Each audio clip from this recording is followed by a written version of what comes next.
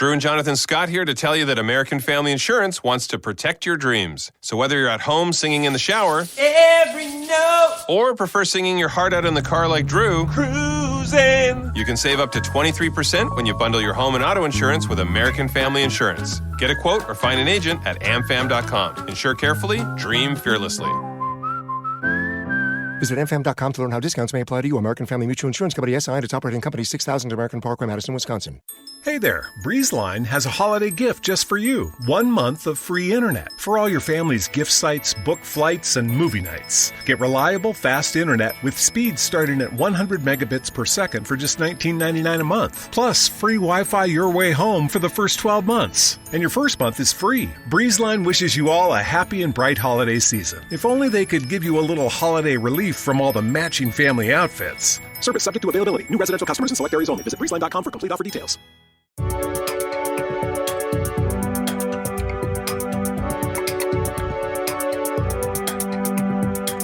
Welcome to the Fraudcast, but we digress. Guess what? The band's back together. Well, I was going to say back together, but apparently we were never all together in one place at one time before. So our band is together. Lexi and Hanakawa's here.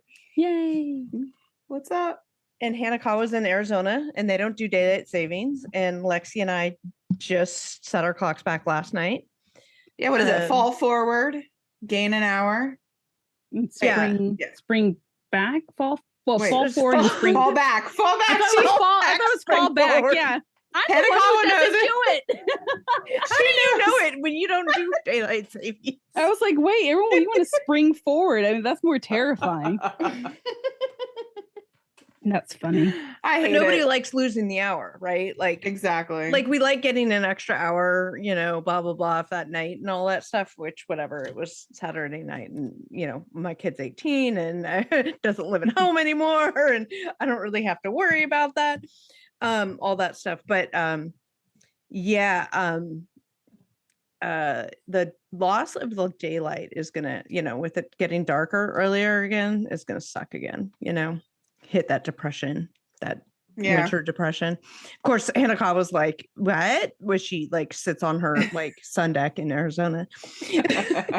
Oh, it's so nice out. It was like 80 something. I was actually just looking up places in Arizona. Yeah. To The high today was 78. Actually, that was our high too. That was our high too. Yeah. So what are you guys complaining about? In Maryland and Virginia, they're both crazy states because it could be 30 degrees one day and like 80 the next. You never know. Especially this time of year. Yeah. Because weather and with climate change and everything, it's like so hard to know what to expect. But yeah, it's like I had the air conditioning on all day today. I mean, part of it is because, I'm always like 1,000 degrees. And so I prefer to have the air conditioner on at like 60 degrees if I can.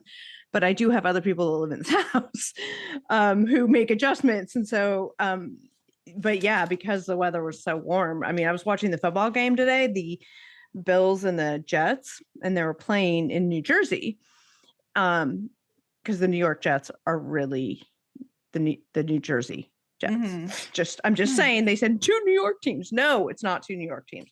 Anyway, we lost. I'm a little bitter. It's okay. But I was watching it and they were like, it's 75 degrees. I'm like, it's November. And I'm watching a 75-degree Bills game. That doesn't make sense. Oh, yeah. But no, I'm looking actually at, I was looking at retreats in Sedona, actually. Oh, nice. Yeah. Yeah. I'm like, I'm hitting this like sort of crisis point where like, how like, for some, Hanakawa, you deal with some physical, sickness issues stuff too, right? Like when your physical symptoms just get so out of control and your mental symptoms, like you're just overwhelmed with life and everything, and all of that hits like maximum capacity at the same time, like you just shut down, right? Like you just want to shut everything down. That's where I'm at right now. Like physically, I'm in a horrible place. Like Lexi, you and I recorded the other night, right? And I was just like feeling like complete poop, and I'm still like that. I'm still complete poop. Mentally, I'm just like at the end of my rope. I don't know why. And so I'm like, I need a complete energetic, like reset. You You know, should do I need you should do like a silent retreat. They have those kind of local. they do. I don't know if I need a complete silent retreat, but like You need that like chakra opening. yes, You I need need to a climb to the chakra top of the cleanse. mountain and visit the vortex while some guy blows a whistle or something on top of a rock. And Yeah, like Or you Yeah. could climb the pile of dirt like Kody did. Be the king of the. dude, Well, here's the thing. So I was looking at some Sedona resort or like retreat stuff, and one of them they don't provide lodging for you, but they're like, here's some information on local lodging. And one of the things they say specifically, like, do not stay. That's all caps. Do not stay in Flagstaff. It seems like it's close, but it's in the mountains, and it's like an hour away, and it's snowing, and you're at 4,000 feet elevation, like all of this stuff. But then I'm like, ooh.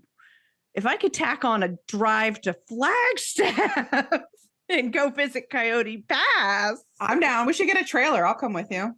oh my god, We can park next to you Janelle. park it I next to heard some Janelle. spoilers. Do you guys want spoilers about that? Yes. Sure. So, this was filmed like a year ago, right? Sister Wives is filmed like a year ago. Mhm. And the spoiler I heard was that as of August, this most recent August 2022, no building permits have been issued for Coyote Pass. And that Janelle only lived there from June through November. Wow. So That's still pretty long. Her trailer was only there for that's almost 6 months. yeah, but she was planning on a year while she built a house. Or Yeah, casita. but when shit gets cold, Yeah, but they didn't start building. There was no building happening. no, my point is you're gonna get cold in her trailer. Yeah. It's I mean, it's wonder what she no. You get the water pipes, things like no. I can see that she probably said, "Fuck this shit, I'm out." Yeah, but that means she is like. Do you back to think she staying with actually Cody. stayed there? Or do you think the permit just existed for that duration of time? Oh, the permit for the trailer? Yeah, because there was no surveillance to say she was actually inside the trailer from that. No, I moment on. think there might have been. Like I think the reporting. I have to go see the reporting. Like this was just like told to me that such and such reported this, so I need to go see where they got that information. Yeah, But because if it's just the permit expired or they no modified building it to permits say have been that issued. And right. I mean, if they moved the trailer, I wonder if they moved the trailer off. Like I need to see what's behind that reporting. What Yeah. evidence? Well, is how there. cold does it get there in Flagstaff in the mountains? I mean, it snows. Yeah. Yeah, let's Makes see. sense. Flagstaff. Remember all the snow that was on the log that Cody was shoveling it? No, remember when he couldn't visit his kid because it was snowing outside, so he couldn't stand Right. outside? Right. So it can get down to 23 degrees Oof. Okay. Okay. Fahrenheit. Cold. Yeah. Okay. All right. Well, yeah. Like I said, I have to see what's behind that reporting, like where they got that. But I don't know. I don't know. This season. So let me hear what you guys have to say about this. But I am of the personal belief that each episode is getting worse in that it is showing Cody's getting worse, right? Like Cody's saying and doing more things, right, that are ridiculous. And also that there's far less filler in each episode. And we talked about this last time, Lexi, like just like the change from 2-hour episodes of 90 Day. I know to full at 1 hour full episode. Like I watched this episode twice today, and today's Sunday, we're talking daylight savings. I watched it once playing bingo with my girlfriend. So I'm paying attention. Like I'm paying close attention. And then I watched it again. I just finished watching it, taking notes and stuff. I feel like there was stuff that I missed. Me too. I watched it this morning before I had to go to clinic. So it was early. I was getting ready. And then I watched it around the same time you did, like 2 hours ago. And I took some notes, but I missed out on a lot. There was definitely more notes I could have taken. For sure.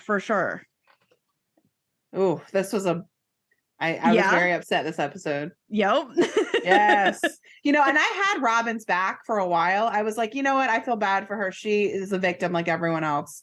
I don't think she's trying to sabotage. And then she comes in this episode and I'm like, stop talking. Stop I have talking. a line here that just says Robyn is an asshole.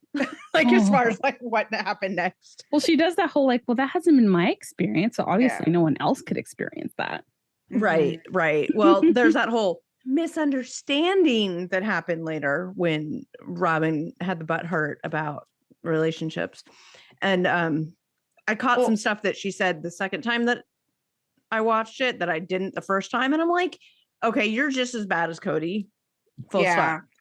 So, so this is Sister Wives, season 17, episode 9, A Polygamist Divorce is what this episode is called. And we open with Christine and the girls finishing up their road trip, and Christine talking about how they had 6 days. It was a great time. Except for Truly, she didn't have a good time because she was trapped in the back seat, and it was she said small car. She had so much stuff, blah blah blah blah blah. But they seemed to have a good time. Road trip, getting to taking Isabel to North Carolina. So then they talk about Christine talks about Isabel wanting to leave and the reasons why. College, wanting to live away from home. She loves Maddie and Caleb, and then she says, because it will be great to be around that beautiful relationship. So then they talk about, in this statement that Isabel's talking about all this stuff, she's saying it's hard to see for a kid to see their parents not in a functional relationship, and think it'll be good for Truly to move because she'll be able to see the relationship between like McKelty and Tony and Aspen and whoever she's married to. Her, seeing Maddie and Caleb's functional relationship. And the best thing about moving is being able to be around Maddie and Caleb's functional relationship. Like, I like stopped at that. No, just me. Okay. All right. I agree. No, I mean, there's nothing else. I'm like, just me. Shocker. Well, I mean, yeah, it's how good. sad is that for a kid to say that that's what they're excited about? Not I'm going to college, not I'm going to be living with my sister. Like, no, like I get to be around a functional relationship. Yeah. And I actually missed that. So you saying that now, I missed that twice. I know. So I'm like searching. I'm like, oh crap, what? What happened? Searching the episode in my brain. Yeah. Like, okay. All right. I get it. Tired of long waits and rushed care at the ER and urgent care clinic?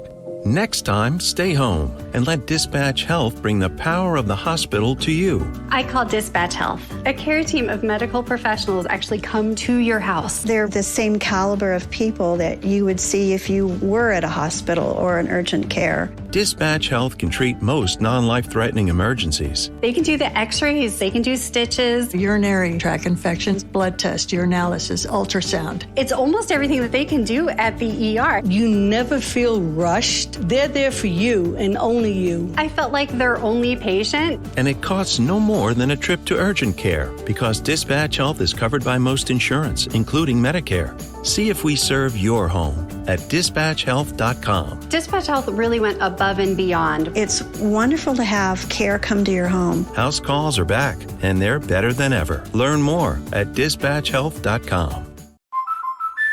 Drew and Jonathan Scott here to tell you that American Family Insurance wants to protect your dreams. So whether you're at home singing in the shower, Every note, or prefer singing your heart out in the car like Drew, cruising. you can save up to 23% when you bundle your home and auto insurance with American Family Insurance. Get a quote or find an agent at amfam.com. Insure carefully, dream fearlessly. Visit amfam.com to learn how discounts may apply to you. American Family Mutual Insurance Company, SI, and its operating company, 6000 American Parkway, Madison, Wisconsin. Hey there, BreezeLine has a holiday gift just for you. 1 month of free internet for all your family's gift sites, book flights, and movie nights. Get reliable, fast internet with speeds starting at 100 megabits per second for just $19.99 a month. Plus, free Wi-Fi your way home for the first 12 months. And your first month is free. BreezeLine wishes you all a happy and bright holiday season. If only they could give you a little holiday relief from all the matching family outfits. Service subject to availability. New residential customers in select areas only. Visit breezeline.com for complete offer details. Isabel talks about, or that Christine is talking about how Truly was going to Isabel for all things. Like after she was told about the divorce, she would go to Isabel, and she and Isabel have like been bonding over it, like, you know, trauma bonding. I don't know what you want to call it. And Truly's upset about leaving Flagstaff, but you know, that's all she knows right now. So yeah, she says she grew up there. So to her, that is like her home. Yeah. Yeah, it's all she knows. She's 11. She'll be, you know, she'll get it.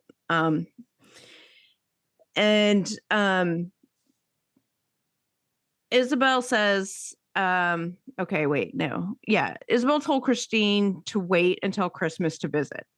Oh, okay. I'm going to back up. I was like, oh, I know. I'm going to back up a little bit on this, right? So, that Christine's like, I guess had told Isabel like, oh, I'll come see you next month. And Isabel's like, no, don't, you know? Yeah. But part of why she tells her this is that like, since like the divorce announcement and all this stuff, and over the last year, she talks about how hard it's been for Christine this last year, just because, and hard for Isabel because she's seen the relationship between Kody and Christine, and it's awful and everything's bad. So Christine was like leaning on Isabel a lot. And Isabel's like, I think it's going to be good. You know, she's going to be in Utah and she needs to be, I need time away from her. She needs time away from me. Like, no, don't come until Christmas. And I'm like, I totally get that, as my kid had just moved out. Yeah.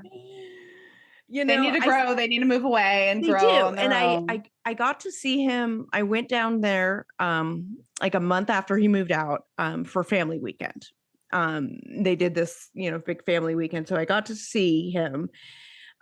Just, you know, a few things. I didn't spend the whole weekend with him, you know, but got to see some things and see how he's like settled in at school and everything. And that totally did my mama heart happy, right? Like I got to see him, that he was fitting in and that he loved it and it was great, and you know, and all these things and stuff. So I'm actually like, okay, like, you know, he's talking about not coming home for Thanksgiving, which is fine because we're traveling, and you know, I don't even know when I'm gonna, you know, it turns out I ended up seeing him recently. They came up, but generally, yeah, like I'm okay now. Like I've seen him like launching and spreading his wings and flying, and now I'm okay, right? Yeah. So I get that though, that, you know, it's hard, right? It'd be so hard when Kaya goes away. Kaya's not even 2 years old I yet. don't care. Don't move her to college I'm yet. 37. I'm going to be like geriatric by the time she goes to I'm going to need help. Mama needs help. She's like, you want people to chase me. I'm out. I need somebody to take care of me. You have more kids and then they can Nope. play. No? Nope. So Christine talks about how much she loves Janelle's kids, and you know, because she helped raise them. So they're all close, which, you know, comes back. Kody mentions later, which, you know, ooh, okay. It's like evidence that they hate Robyn or something. Which, random off topic real quick, Hunter lives in Baltimore now. Did you see that? I know, I saw that. And he has a master's in nursing and went to Hopkins. No, no shit. I looked it up online. I was like, what? He lives in Baltimore. Yeah. What is he doing there? And you looked, oh my God. Yeah. So he just graduated sometime recently with a nursing degree. Do we know where he's working? He probably is not sharing that information. Probably. But yeah, he ended up on some flyer at Hopkins, like posted around the hospital or something. It looked like his picture of a graduating, you know. Oh, nice. So Nice. I thought that was cool. I was like, okay. All come right, on, Hunter. yeah. You know you want to come on the Fraudcast. Yeah. We're local to you. Come on, let's go hang out. Okay, so I Christine says she's happy that Janelle and Christine's kids have, raised with this huge family dynamic and they love it, but she's changing that. Yeah, the kids are older. They're all living in different places. Like Hunter himself said, go to Maddie's. I'll visit you guys down there. Like never has them come visit him in Baltimore. Just kidding. Love you, Baltimore. I know. No, I'm just kidding. I'm kidding. I prefer Annapolis to Baltimore, but I love my city. You can come anytime. It is fantastic. Like Hanakawa, you can come too. Anything that I like about Baltimore, I can get in Annapolis and then some. You know, get the water. It's not as smelly. Right. Sailboats. It's not the wire. Right.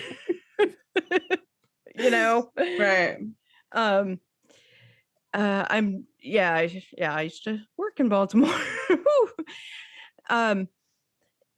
Well, I mean, that's where I went to law school too. So I don't know. Maybe it's just memories of that time. Like I'm just don't want to relive that. So Baltimore just has my associations of Baltimore. But anyway, Meri has a friend. Like, who knew Meri had a friend? Yeah, Meri is with her best friend, Jen, in Utah. I put it even in all caps. Meri has a friend. Meri has a friend? Yeah. I thought she just like sulked around her house like the Phantom of the Opera and shit. Not only does Meri have a friend, her friend came to visit her when I felt like the family wasn't around. No, it seemed like her friend flew out to see her when her mom passed. I don't even think that the family knows. They're like, oh shit, Meri, we forgot about her. Did Yeah. anyone go and change her water? But change her water. No, so it's actually really kind of sad though, because she said it's nice to have someone care about her and that she mattered to somebody. Yeah, I wrote that down Her friend too. got on a plane and came, no questions asked, helping her do whatever needs to be done, with the thing, the B&B, and then, and helping her friend and all this stuff. And so Meri's like, yeah, her literal quote was, I mattered and it feels good to matter to somebody. Right. How heartbreaking is that? Right. But it totally shows her lack of self-worth, right? She's willing to not matter to Kody. Yeah. I mean, it's probably some stability. Like if she's really not looking for more, and you just know if I stay where I am, if there's at least some kind of, I don't want to just say stability, but like, that you're at least part of something, even if it's miles away, like security. There's a bit of life security. Like she may not want to be with Kody romantically, but at least they know like, well, if we do this, I know there's family, or if I need this, I could do this. But when you're completely alone, you're alone. Like there is nobody. You can't even complain about not seeing somebody because there's nobody to complain about not seeing. So I think she stays just for this is my family. Yeah. Like she started something. There's that sunk cost, you don't just walk away of years of trying to build something that's collapsing. And it's all because of your, asshole ex-husband. Mm-hmm. Well, I mean, it depends who you ask. Technically, I'm tinfoil. Okay. Yeah. This is the tinfoil theory. Robyn and him were not Robyn. Meri and him were already going to get divorced, and Robyn was going to be the new wife anyway. He's actually a monogamy guy. And they said, well, let's make a show about this transfer of marriage. Transfer of marriage. Because now he's all, I don't know, polygamy's gonna work for me. I guess I'll just go and be with Robyn. As outlandish as that is, that actually makes a lot of sense. Nothing would surprise me anymore. I know. At this point, I know, but it's just how like, but that would explain Janelle's so much like, about all I don't care. Yeah, Mary's like, I don't care, and Christine's just like, well, I could make more having a cooking show and playing the divorced victim. Sounds like a spinoff to me.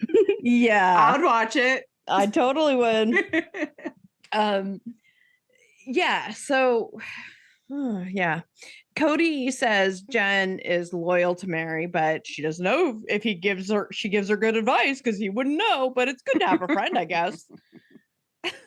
Like she doesn't have. Then he's like, well, she doesn't have a relationship with her sister wife, so I guess it's good that she has a friend. I'm like, okay, yeah, it's good she has a friend.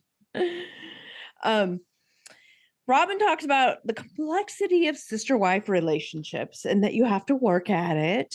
Yeah, if you had forced me to be lovey-dovey with 3 other women married, all sleeping with my husband, that would take some work too.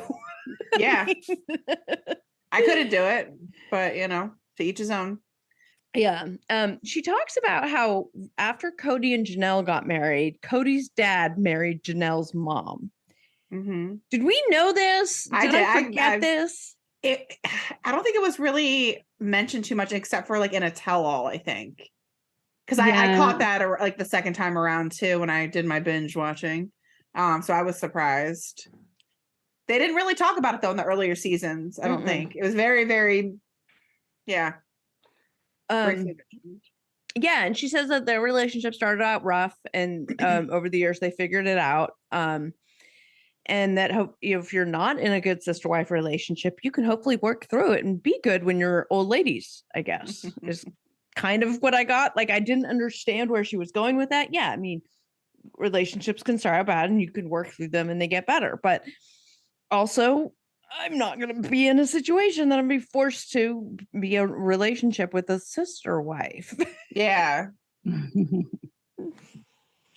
Yeah. And she's like, I don't know how Kody feels. Oh, no. This is Christine talking. I'm sorry. I misread my notes. I don't have my old lady spectacles on. What?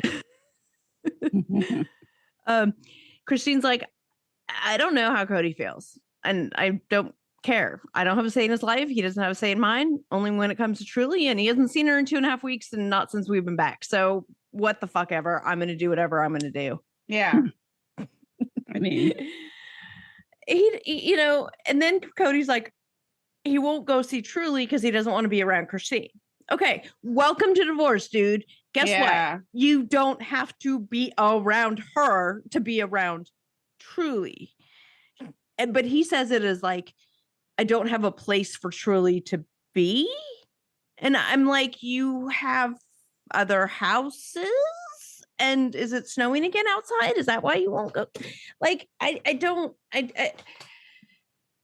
it. You don't want to see Christine, which finally, welcome to the party. But that's how divorce works. You generally don't want to see the other person. Yeah. Yeah. So he's kind of a baby about the things that most people have to do in a divorce. Yes, like, that's a good I way have of to putting go it. pick up my stuff from her house. I don't have time, but I'm gonna deal with it. It's like, would you like her to chuck it out in the fucking snow? Like, go get it. Yeah. Like, usually people just go get their shit from the house when they're getting divorced. Yeah. The only thing that I think that was, I don't know, back and forth was the whole selling. Like, he didn't want anything to do with Christine, right? But then when it came to selling property, he's like, oh, but wait.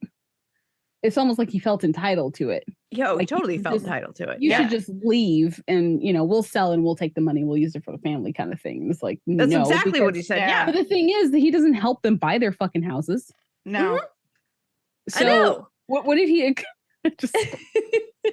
It's mind boggling. And we talked about that last episode because we're like, would a divorce work? Like, Christine's only asking for the bare minimum. I think she's walking away pretty, like, she's not trying to fight for properties or, she has legal rights to a lot more things. She could be a lot more asking. ruthless. She could have wanted her property. She could have wanted her house. She could have asked for alimony. She could have, well, not really because they weren't married, but you know what I mean? She could have been a lot nastier, especially in Arizona. I was going to say, Hanakawa, you're familiar with the Arizona laws. Yeah, they are willing to bend you over. But he is a guy. So in Arizona, guys kind of get a little bit of a leg up. But I think she could have been not a lot nastier. Yeah. Not according to Maryland. The only leg up he's doing is trying to piss on everything, claiming this is property. That's the only leg up he has right now. Oh my god. Oh God. Yeah. So then we have the meeting of the Wives and Kody, aka the masterclass on dysfunction. And I just want to know how pissed off each of y'all got about the various things. Yeah. Well, first of all, he claims that he's blaming Christine for everything, saying he didn't know about, her feelings and everything. Correct. And he's saying, the wives are ganging up on Christine, saying that, no, in our church, you have to ask to get a divorce. But then Cody's like, I'm not a part of the church anymore, too. So, or the wives are saying, hey, Kody isn't a part of the church either. Which I didn't understand. Did they all leave the church? I think, okay, so what I remembered in this, because I think they flashed it last episode, was Kody was talking about how like they left Mormonism, right?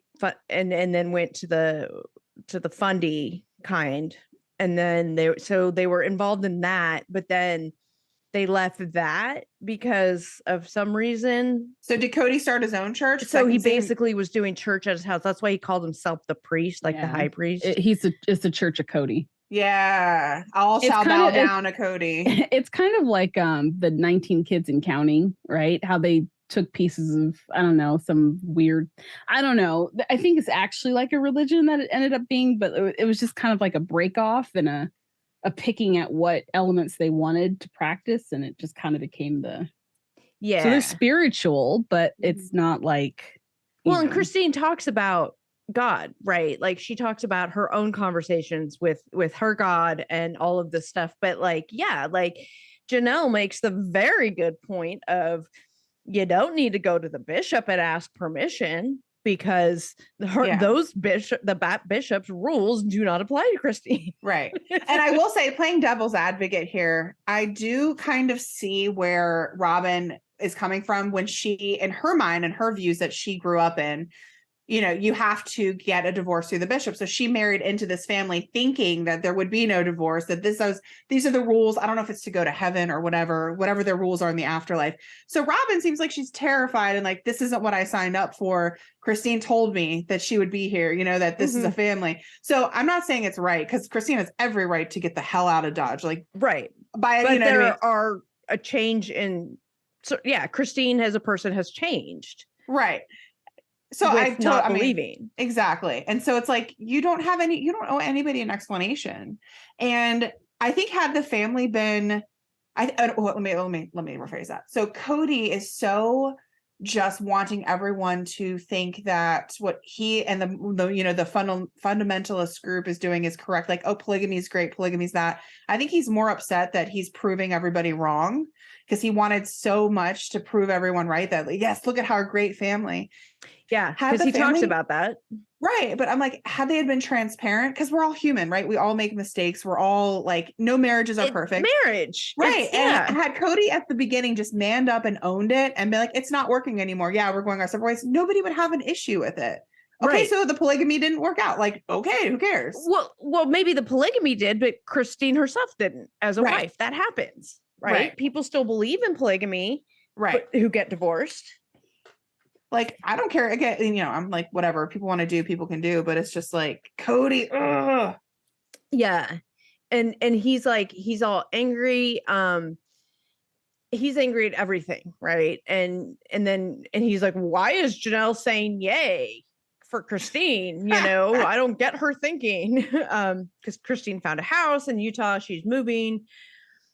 Robyn looks like she's about to puke. She wasn't ready to hear this. Kody, there isn't anything I can do. I'm not going to express undying love for her because I don't even like her right now. Okay. Right. Yeah. Well, no one's expecting you to say that. Right.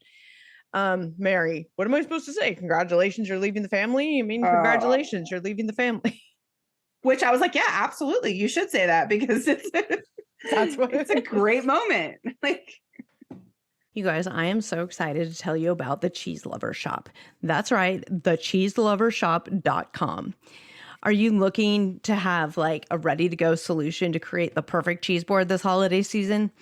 cheeselovershop.com has you covered. You are going to find the perfect solution to impress all of your guests with a variety of available cheese kits. These are great for office parties too. Like, are you assigned to bring a side dish to the holiday party? Well, guess what? cheeselovershop.com has everything.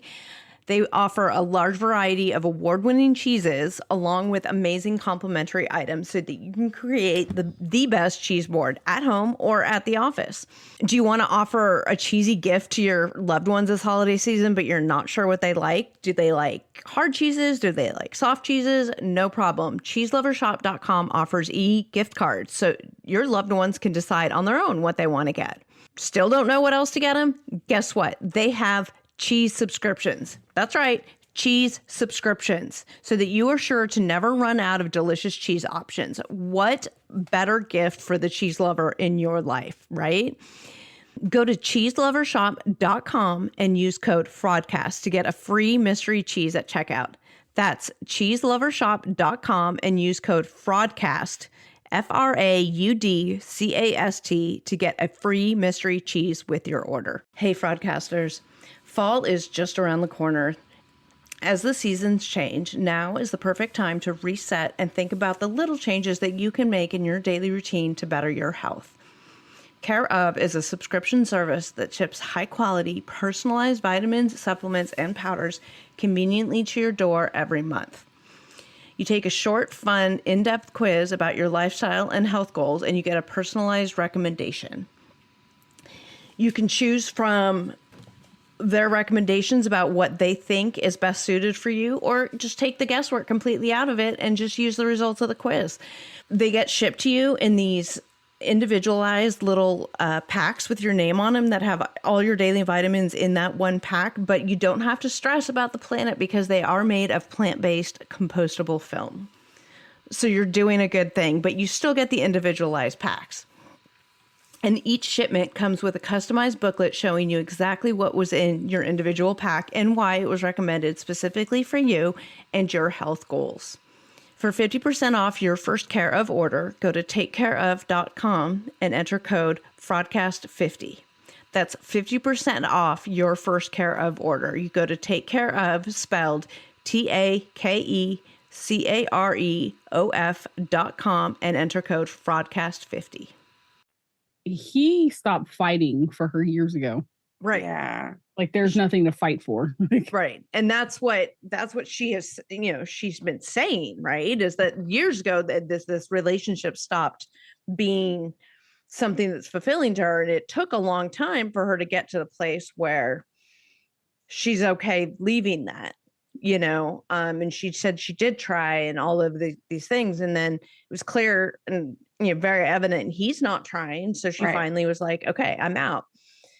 And then there's this whole discussion about the difference between like Meri's relationship with Kody and Christine's relationship with Kody. Kody tries to explain what the difference is. Meri tries to explain what the difference is, and they're not the same. Right? So Meri says she doesn't feel jealous. She feels like people expect her to be jealous, and that's why she's mad or whatever. And she's like, don't be jealous. I'm not jealous because I could leave too. But my strength is being able to be willing to stay and hope that Kody might want to work on the relationship one day. Then she's like, but I'm not pining for it, but I left the door open. And see, you know what? As a man, he should communicate to her, listen, I do not want to be with you. And make it very known and make that break. Because I feel like in his ego, he's like holding on to whatever is left of her. I don't know. It's a weird dynamic. And he can't be left. Right. And I'm just like, you need to just let this woman move on. Cut her off. You're not legally married to her. Your kid is over 18. Just, it's just this poor woman's suffering. She needs some help. She really does. And I say that with love in my heart. Just yeah. So Kody is so mean to her about it because how are you divorced? Right. So Meri questions how does that work? Because Christine just says she's divorced and she's done and that he doesn't get any say in it. But she and Kody have the same situation, but she doesn't consider herself divorced. She says, I want to work on the relationship, but Kody doesn't. So does that mean I'm divorced? Kody says he doesn't consider himself married to Meri. This is some hypocritical bullshit. and that he doesn't feel emotionally safe with her and never will. Is this his new buzzword after gaslighting? He doesn't feel emotionally safe. Yeah. She and did one thing. This woman who's the one who like opened the door for you to be with everyone else. Like she's given up. I don't want to say she's given up a lot because she believed in it too, but it's like he acts like she's the worst person in the world. Yeah. Yeah. And she stays because she wants to work on the relationship. And one day Kody might want to too. No, he does not want to. And like, why isn't Robyn or any of the other women taking out their anger on Meri like they are Christine? In the sense of like, oh wait, let me rephrase that. Like, that doesn't make sense. I'm so tired. They're getting angry. Why are they not mistreating Meri the way they mistreat Right, because Christine? Like the whole situation is messed up because they're saying Christine, can't leave because she didn't get a divorce from the bishop and she didn't whatever this.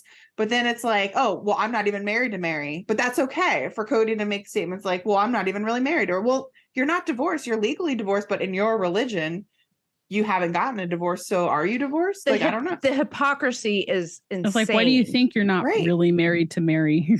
Because you divorced so you can adopt kids. Really? Like, it doesn't make any sense. It doesn't make any sense. He says the difference, is because Meri and him have been unraveling for years, but Christine, despite the fact that she has been saying this for years. 10 years, she said.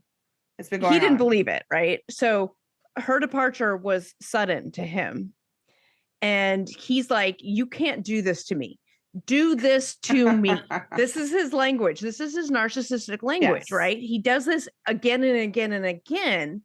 He talks about, like, later we see the same language choices where he talks about, we work so hard begging the public to accept us and our family. And in the moment she says she's divorced, and it delegitimizes everything I've worked for. Yeah. So again, this narcissistic language, the I's, the me's, he can do these things. When he does it, it's leadership. When they do it, it's gaslighting him, Well, it's like he beats them down, and I don't mean physically, but, emotionally beats them down, makes them feel like crap by not seeing them, not seeing the kids, And then the one time that they want to fight back and say something or do something, it's like, that's what he holds against them. So Meri, I'm not condoning cheating or anything, but okay, Meri was beat down. She finds a catfish that listens to her. One thing in her life she does wrong in the relationship, whatever. However you want to define wrong. Know. Yeah. I mean, define wrong. Yeah. Define wrong. But, maybe questionable. And he's going to hold that over her for the rest of her life, probably. Like he made her come back first. Exactly. So I'm like, he needs to be a man and cut it off and just be like, it's it. We're done. Goodbye. Like, leave. Like, but I feel like he can't do that. I don't know. But I think at the end, it was really funny how they were showing, like, next week, I'm getting ahead of myself, but when Kody says the sacrifice, when he talks to Christine, he says, the sacrifices I made to love you wasted. I wrote that down. I was like, what the fuck does that mean? Next week's episode, I want to watch it now because this shit looks explosive. All hell breaks loose. Cody's fucking screaming. Everything is happening. He's not even, his voice is just like, he sounds like a 13-year-old boy. Like he's arguing like a 13-year-old boy and he sounds like one. I'm like, what is going on? Oh. Yeah. They're going back to like, okay, the are you divorced? Are you not divorced? Whatever. Robyn says Christine is invalidating their relationships because the marriage is sanctioned by the church. So the church has to say she's divorced. And Christine is like, whatever, I don't care. And Janelle jumps in being the voice of fucking reason there, after Robyn's like, oh, you require counseling meetings. And technically until she's physically with another man, she's not divorced. The bishop says until she sleeps with someone and her divorce to be recognized. But Janelle is like, as far as I know, your divorce just has to be recognized.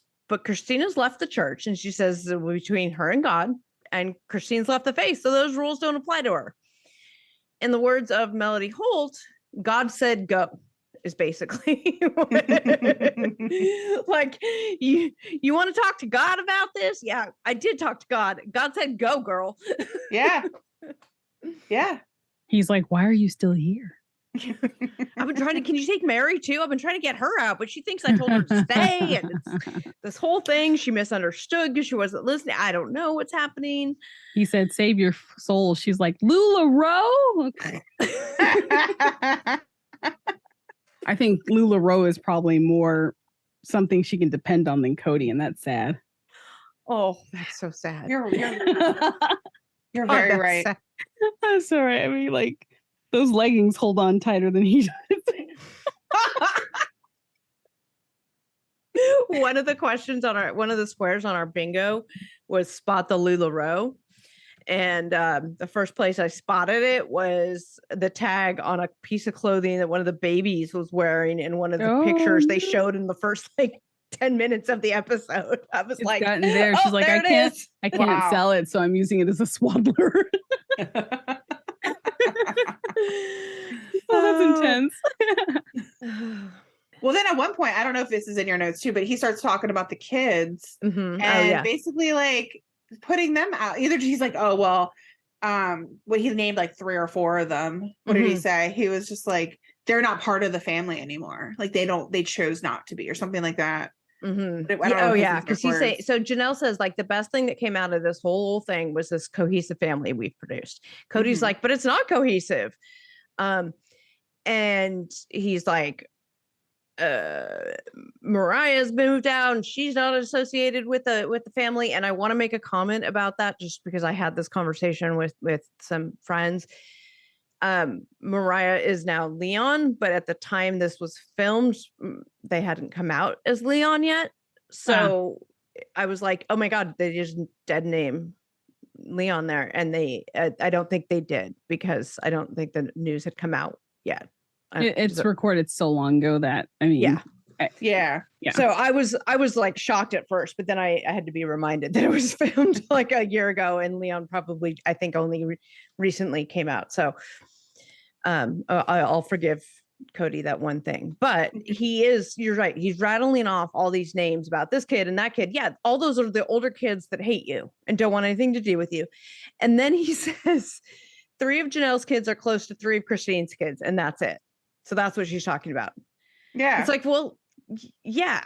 They grew up together. They were the ones that were, together when the moms worked. And Janelle makes this really, really good point. She says that Kody is really myopic about this and he sees everything through the perception of Robyn and her kids and that somehow her kids have been slighted because they don't have the same family dynamic that like Janelle and Christine's kids had when they were growing up because it's a different family dynamic now. And so she's like, why do they perceive there's this shunning of Robyn and her kids? And I'm like, I think it's more of them doing it themselves. But Hannah Collins, I mean, and it's a different age range too, right? Like, right, exactly. It's kind of like when you're making soup and you throw potatoes in last, they're not going to be cooked as well.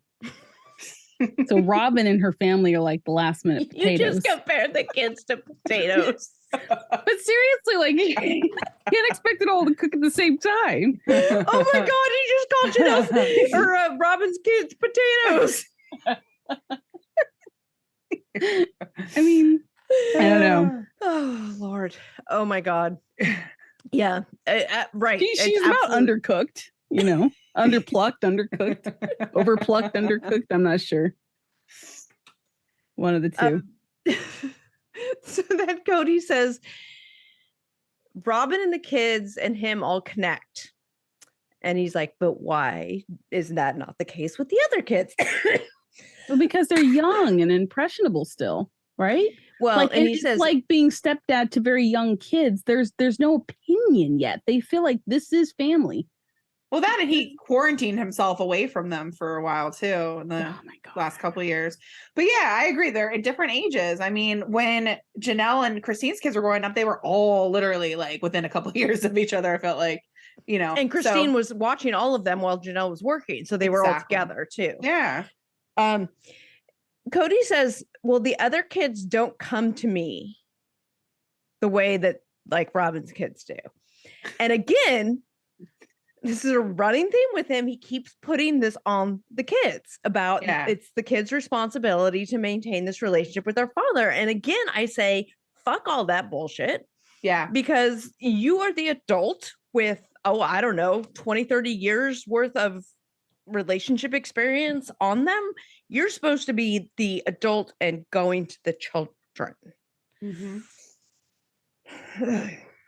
Set some time with them. Say, hey, I want to hang out with you, and don't make it about like asking them a question or needing something from them. Just go have coffee with someone, or go have lunch with someone. Ask them what they're doing and stuff like that. Yeah, but you don't he have to doesn't go do hiking. that. It has to be a fucking event for him, right? Yeah.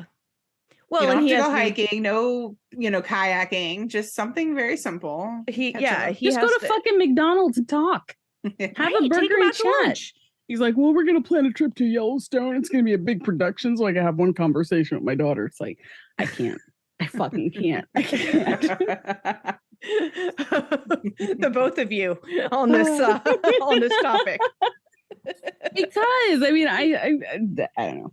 I see so much in him that I see in like exes I've had and just people I know that are just so narcissistic. They just don't see it. The world is around them. Like everything revolves around them. And he's the perfect example of that. So many episodes ago when he said, I don't like hanging out with them. I'd rather pay somebody else to babysit them because it's not worth my time to do so because I don't like to do it. And he has some sort of God complex where he wants everyone to worship him. Everybody's got to reach out to him. He's got to be idolized. And like, that's the vibe I get. It's just like, worship me or else I don't want anything to do with you. That's my opinion. Yeah, I think that's a really good way of putting it, though. Like, that's really it, because it works with Robyn and the kids because they do idolize him. They put him on this pedestal. They worship him.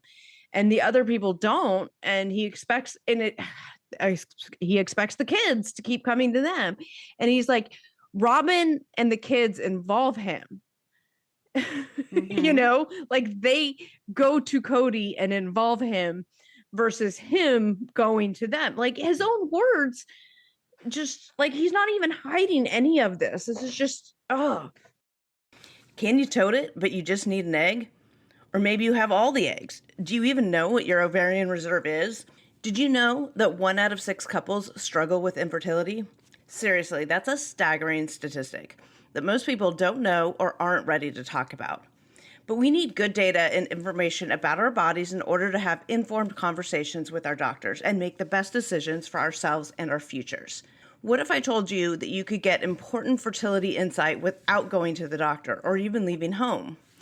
The traditional guidance with fertility has been just wait and see. I know, I've been through it myself. There's got to be a better way. But now we have tools to help us plan for and track everything in our lives. Wellness, finances, careers, school. Why is fertility still just wait and see? That's why Modern Fertility was created. It's an easy and affordable way to test your fertility hormones at home with a simple finger prick. Mail it in with a prepaid label and you'll get your personalized results within 10 days. You'll get insight into your hormone levels, your ovarian reserve, aka how many eggs you have compared to other women your age, like can you tote your own egg or do you need somebody else's egg, and other really important fertility factors. The results go deep into what every hormone means, and you can also download the results to review with your doctor for the next steps. Traditional testing can cost over $1,000, but Modern Fertility gets you the same information at a fraction of the price. If you go to modernfertility.com/fraudcast, you can get $20 off your test. Also, if you have an HSA or FSA, you can put those dollars towards Modern Fertility, which is great. If you want kids today or maybe one day in the future, clinically sound information about your body now can help you make the right decision that's right for you. Right now, Modern Fertility is offering our listeners $20 off the test when you go to modernfertility.com/fraudcast. That means your test will cost $179 instead of the hundreds or thousands it could cost at a doctor's office. Get $20 off your fertility test when you go to modernfertility.com/fraudcast. That's modernfertility.com/fraudcast. Did you know that 30 million women are impacted by weakened or thinning hair? If you're among them, know that you're not alone and that there is a solution that you can trust to deliver results. Millions of Americans experience thinning hair. It's more than common. It's actually normal, but it's not openly talked about, especially among us women. Going through it can feel lonely and frustrating, but it's time to change that conversation and join the thousands of women who are already standing up for their strands with Nutrafol. Nutrafol is the #1 dermatologist recommended hair growth supplement, clinically shown to improve your hair growth, thickness, and visible scalp coverage. Nutrafol supports healthy hair growth from within by targeting the 5 root causes of thinning: stress, hormones, environment, nutrition, and metabolism through a whole body health. Nutrafol has 3 unique formulas to support women through all stages of life, including postpartum and menopause. Each formula is physician formulated using natural, drug-free, medical-grade ingredients in consistently effective dosages so you get the most reliable results. In a clinical study, 86% of women reported improved hair growth after 6 months. Over 3,000 top doctors and stylists have recommended Nutrafol as an effective and high-quality solution for healthier hair. You can grow thicker, healthier hair and support our show by going to Nutrafol.com and entering the promo code FRAUD to save $15 off your first month's subscription. This is their best offer anywhere, and it's only available to U.S. customers for a limited time. Plus, free shipping on every order. Get $15 off at Nutrafol.com, spelled Nutrafol.com, promo code FRAUD. Meri says there's lots of fractures, and if people aren't going to work on this, this is the future of our family. And by people, she means Kody and Christine. Well, she doesn't mean Kody. She should mean Kody. She means Christine. Yeah, why is she so defensive of him in a lot of ways? Because if she doesn't, she loses all her attention. Yeah. I'm not going to shit on the hand that feeds me. Yeah.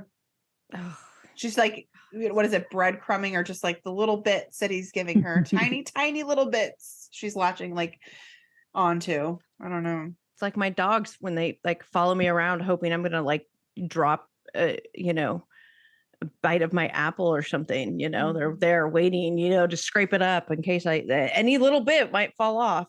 Yeah, but then when that little bit falls off, you lock them up in the gate and let the other dog eat it.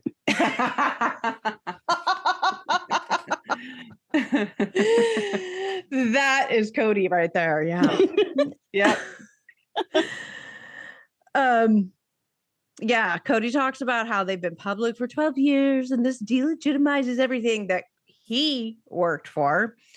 He can't figure out why he's so angry. Says that he found out from Madison that Christine wanted to leave, and Christine's like, you're only hearing one part of the conversation. If you're hearing it through the grapevine, come to me, and which whatever. If he cared enough, he would have. I believe if he actually at the time cared enough, he would have gone to her. Mm-hmm. But he didn't. Yeah, they wouldn't have had to hear it from a child if he was actually paying any attention to his wife. Yeah. He says, and I quote, "I was always here and I was always involved. Don't know why the kids are telling her to leave me." Because she thinks that, because Christine tries to clarify that Maddie asked her, why don't you leave? Or something along those lines. So he takes that as the kids are telling her to leave him. And why are they doing that? I've always been here. And it's like, no. I'm a great husband. I'm a great. Okay. Because the kids are smart. They're more intuitive and intellectual than him. Yeah. And at 20 years old, however old Maddie is, she still has more intelligence. Yeah.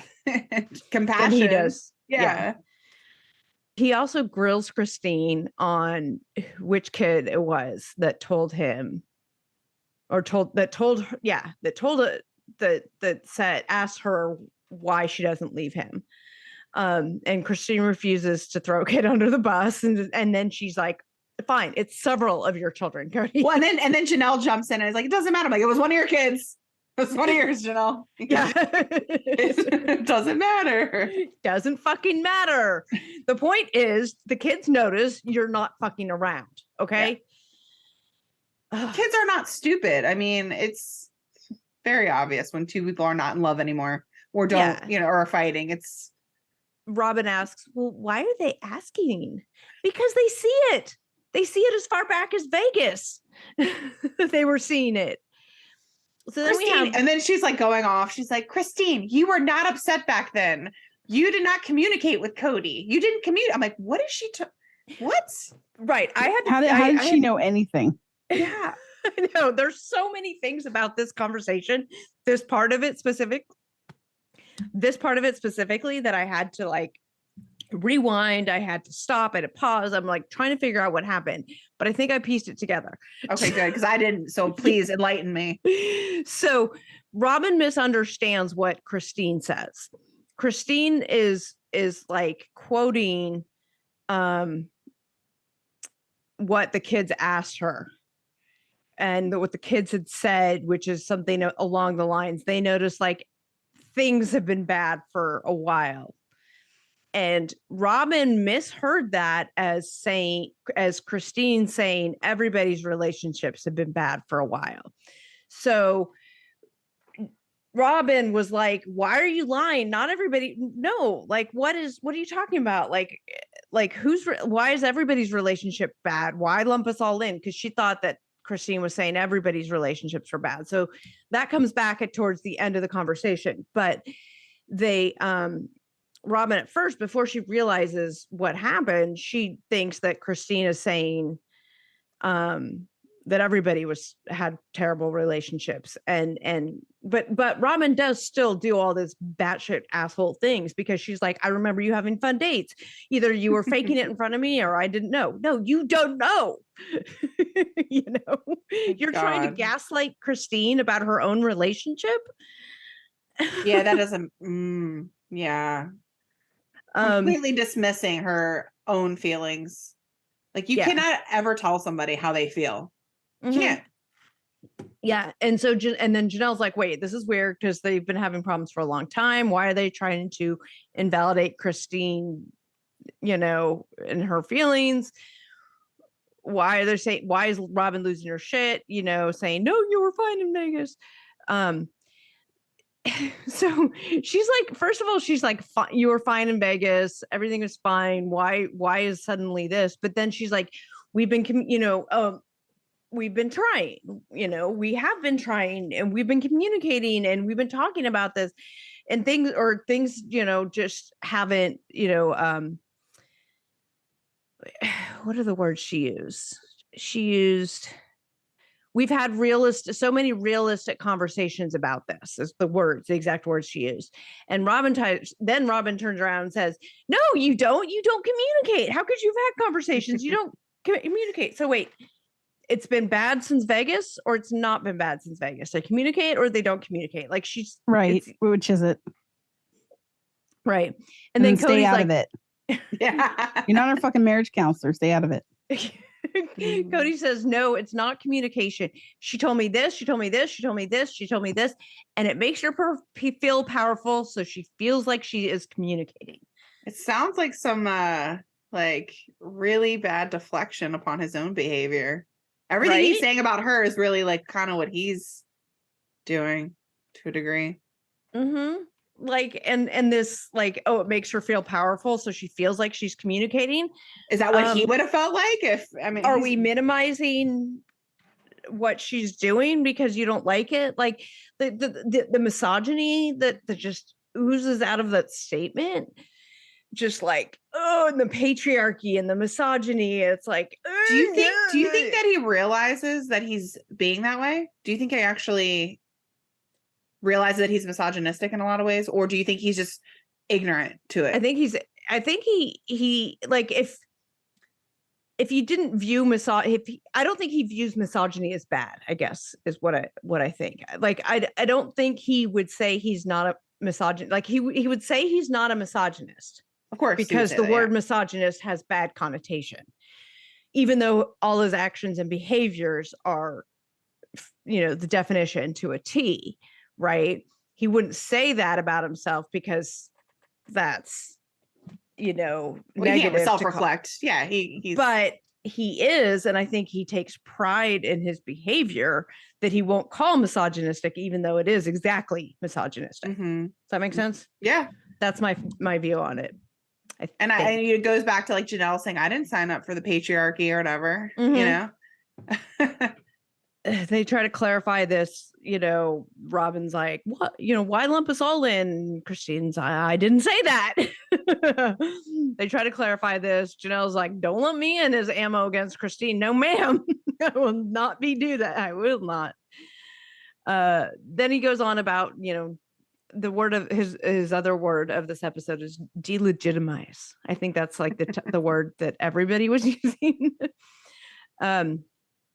And Christine has said she's considered this a lot. Would she be a fraud? She knew that this divorce and everything would be public. She knew it would play out publicly. She knew all this.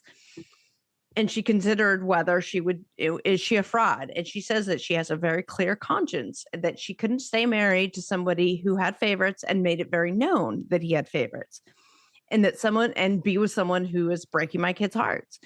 And that she said, I needed to stand with them and I needed to do it for them. And she starts crying and gets up and walks off the couch. And I'm like, oh, yeah, Christine, you beautiful ray of sunshine. And she kept her cool the entire time. Robyn was attacking her and all that. She was just calm. Robyn, that bitch, rolling her eyes at her. I was like, oh no, ma'am. Mm-mm. I know. She couldn't have handled it any better than her little heart. I'm just like, I just want to give Christine a hug. I know. God. Yeah. So then next time all hell breaks loose, Kody screams, the sacrifices that I made to love you are all wasted. It's wasted. He's in the pit of despair or something. I don't know. What did we call it? The Gall of Audacity or some. I don't even remember. He was in the Gall of the Audacity. The Gall of the Audacity. The sacrifice I could have taken another wife. One that would listen to me. Well, does the nanny listen to you? Yeah. You're still convinced. You are really convinced there's something It's wrong because Hanakawa convinced me. Oh, what happened? What did I miss? Nothing. I don't know. I always convince. I guess my existence convinces that he's sleeping with the nanny. Or that she's going to be the replacement. She's good with the kids. I mean, what does the nanny do? Right. She babysits. I mean, he doesn't want to do it himself, right? So that's a plus. When I think about it, though, have you guys seen Sex and the City? Yeah. No. It's the number. Oh. It's the number 2. And that's what she says. What does the nanny do? And she's running around in the field braless. I'm I don't even know what she looks like, but oh my god, yeah. I see it. I see. Christine will leave, and then they'll do Sister Wives Seeking or something like that. Sister Wives 90 days. Christine, the single sister wife or something like that. Yeah. So I said last time, I'm like, well, Christine, the single life. Let's go. Mm-hmm. Mm-hmm. An ultimate crossover event. Yeah. Okay. We're giving them ideas, okay? I know. I know, right? What was it that we were watching when we were talking about that? What do you mean? Well, there was some 90-day crossover, or it would something that we were watching that wasn't 90 day, where they were marrying a foreign person. Are you sure it was me? I feel like it was with you. What were we watching? I feel like we talked about it on the air about, hey, here's an idea for a new show crossover. And I don't remember. Now I'm blanking. I have no idea. If any of you guys remember, please tell me. What am I talking about? Probably another late night recording. What am I talking about here? I mean, it sounds interesting. I look forward to watching it. Whatever it is. Whatever it is, I'm down. Oh. Lordy. So I am ready for next week. This is so good. I feel like there's just I feel like there's maybe some trolling on the part of the producers. But I'm not sure, because I feel like they're showing us stuff of Kody that they've never showed us before. You know what I mean? Yeah, they're getting him riled up. Yeah, has he done this before? Because somebody doesn't just suddenly out of the blue act this way. No, you need to go back and see the first couple seasons again, because he's so nice and and even on the couch, so nice and right. Yeah, putting on a show. But you know, he acted like this, not on camera or whatever he did, and they just didn't air it. Yeah. So I feel like the fact that they're airing all this stuff about him now, like, makes for good TV. That's for it sure. does. I mean, they're doing the storyline well, I guess. Yeah. Anyway. All right. Well, thanks for hanging out with us again for another hour-ish or whatever. We appreciate you guys. If you like what you're hearing, please make sure you subscribe to the show so you don't miss an episode. And if you enjoy us, please leave us a 5-star review. We would love that. Join us on our Facebook group and join us on our Unsolved Mysteries series that we're doing.